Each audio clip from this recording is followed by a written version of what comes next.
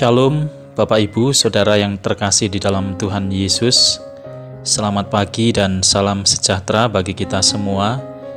Kita kembali bersyukur untuk berkat Tuhan pagi hari ini. Kita boleh berjumpa kembali di dalam renungan pagi Embun Hermon. Sebelum kita mendengarkan firman Tuhan, mari kita menyiapkan hati kita dengan berdoa. Bapa kami yang ada di dalam kerajaan surga, kami bersyukur dan berterima kasih kepada Tuhan kalau Engkau sudah menjaga dan melindungi kami sepanjang malam hingga pagi hari ini kami boleh bangun dalam keadaan yang sehat. Itu semua karena anugerah dan kemurahan Tuhan. Kami rindu ya Tuhan, sebelum kami memulai aktivitas kami, kiranya kami boleh mendasari hidup kami dengan merenungkan kebenaran firman Tuhan. Kami percaya firman-Mu akan menguatkan iman kami dan firman-Mu Tuhan akan menjadi terang bagi setiap langkah hidup kami. Terima kasih Tuhan, di dalam nama Tuhan Yesus kami berdoa. Amin. Bapak Ibu Saudara yang dikasihi Tuhan, pembacaan firman Tuhan pagi hari ini dari Injil Lukas pasal 17 ayat 3 dan 4. Demikian firman Tuhan. Jagalah dirimu, jikalau saudaramu berbuat dosa, tegurlah dia, dan jikalau ia menyesal, ampunilah dia. Bahkan jikalau ia berbuat dosa terhadap engkau 7 kali sehari, dan 7 kali ia kembali kepadamu dan berkata, Aku menyesal, engkau harus mengampuni dia. Amin. Saudara yang dikasihi Tuhan Yesus, menjadi murid Tuhan Yesus tidak hanya berbicara tentang hubungan kita dengan Tuhan, melainkan juga berbicara tentang relasi antara kita dengan sesama kita, secara khusus dengan saudara seiman. Sebagai bagian dalam keluarga Allah atau tubuh Kristus di dunia ini, kita memiliki tanggung jawab bersama untuk saling membangun satu dengan yang lainnya, sehingga iman Kristiani kita semakin kuat dan teguh di dalam Kristus. Melalui firman Tuhan, pagi hari ini ada 2 perintah yang disampaikan oleh Tuhan Yesus yang harus kita lakukan di dalam kehidupan kita. Yang pertama, murid Yesus harus mengajarkan kebenaran. Di sini Tuhan Yesus memperingatkan bahwa pasti akan ada orang-orang yang mengajarkan ajaran yang tidak sesuai dengan kebenaran Alkitab atau ajaran yang menyimpang. Tetapi Tuhan Yesus berkata dengan tegas, celakalah orang yang mengajarkan ajaran yang menyimpang, sehingga menyebabkan orang lain yang masih lemah di dalam iman menjadi tersesat karena ajaran yang disampaikan. Kata penyesatan bisa diartikan sebagai jerat atau perangkap, juga bisa bermakna sebagai batu sandungan. Misalkan pengajaran yang disampaikan membuat orang menyimpang dari kebenaran Allah. Jangan sampai ada orang yang karena pengajarannya menyebabkan orang lain jatuh ke dalam dosa, atau yang lebih parah, mereka kehilangan iman Kristen karena ajaran yang disampaikan.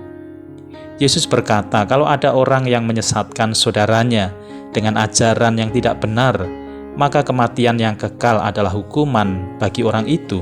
Yesus mengatakan, lebih baik baginya jika sebuah batu kilangan diikatkan ke lehernya, lalu ia dilemparkan ke dalam laut. Ini adalah peringatan yang serius yang disampaikan oleh Tuhan Yesus, agar setiap murid Yesus berhati-hati dan senantiasa bertanggung jawab terhadap setiap ajaran yang disampaikannya. Oleh sebab itu Tuhan Yesus memberi perintah supaya kita menjaga diri kita dan menguji segala ajaran yang kita sampaikan berdasarkan kebenaran Alkitab. Yang kedua, murid Yesus harus saling mengingatkan dan mengampuni.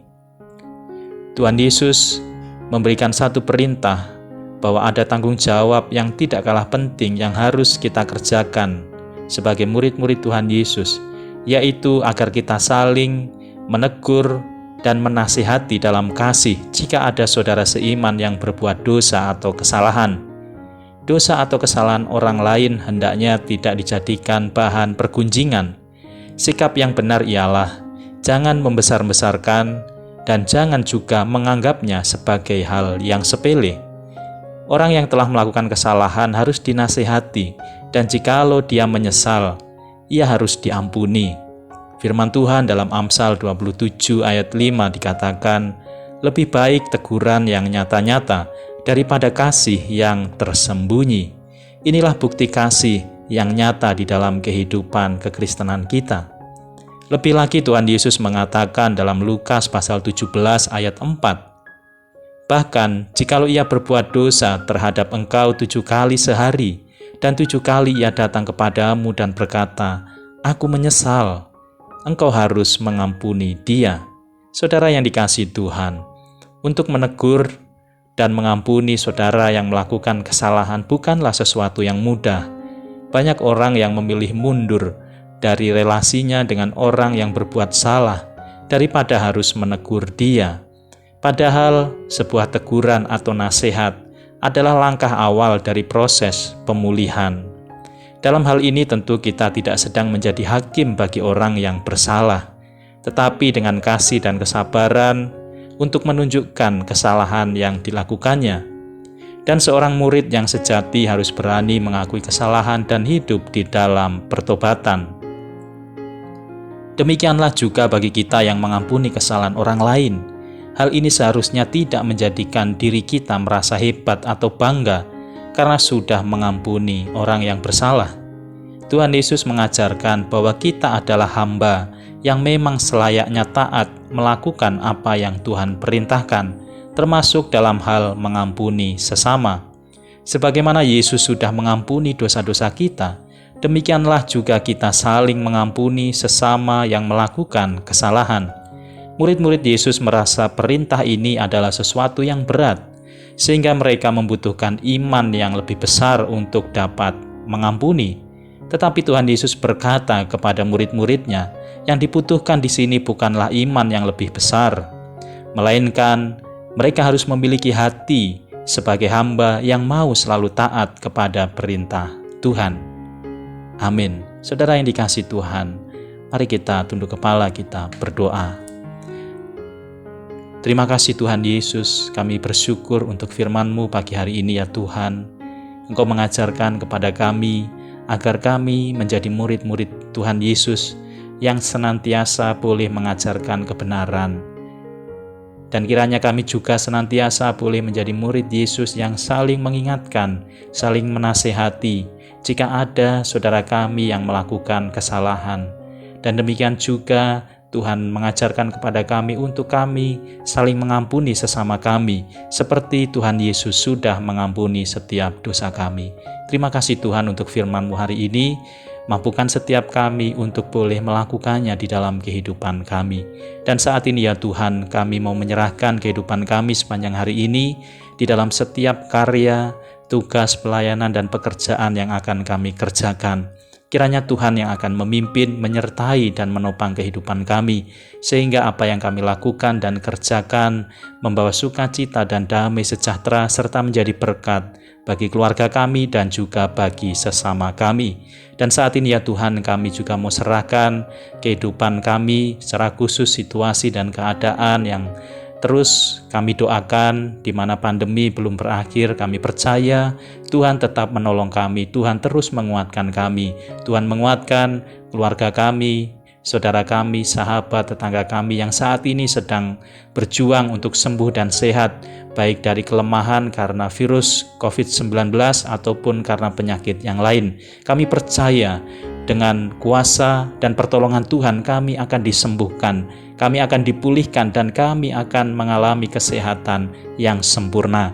Terima kasih ya Tuhan. Demikian juga hamba-Mu berdoa, jika ada di antara kami yang sedang bergumul dengan pekerjaan, bergumul dengan masalah di dalam keluarga, bergumul dengan perekonomian keluarganya, bergumul dengan pendidikan, dan juga pergumulan yang lainnya. Mari ya Tuhan, Engkau Allah kami yang akan menolong setiap kami untuk membawa kami mengalami kuasa dan penyertaan Tuhan, sehingga kami boleh tetap semangat, kami boleh tetap berserah kepada Tuhan, karena kami percaya Tuhanlah yang empunya hidup kami dan segala sesuatunya indah di dalam rencana Tuhan. Terima kasih Tuhan, kami serahkan kehidupan karya kami sepanjang hari ini ke dalam tangan pimpinan Tuhan. Saudaraku yang dikasihi Tuhan, arahkanlah hatimu kepada Allah dan terimalah berkat Tuhan. Tuhan memberkati engkau dan melindungi engkau. Tuhan menyinari engkau dengan wajah-Nya dan memberi engkau kasih karunia. Tuhan menghadapkan wajah-Nya kepadamu dan memberi engkau damai sejahtera. Di dalam nama Tuhan Yesus, kami berdoa dan mengucap syukur. Haleluya. Amin. Bapak, Ibu, Saudara yang dikasihi Tuhan Yesus Kristus, saya mengucapkan selamat pagi, selamat memulai aktivitas kita, tetap semangat dan jaga kesehatan kita. Sampai bertemu kembali dalam renungan pagi esok hari. Tuhan Yesus memberkati.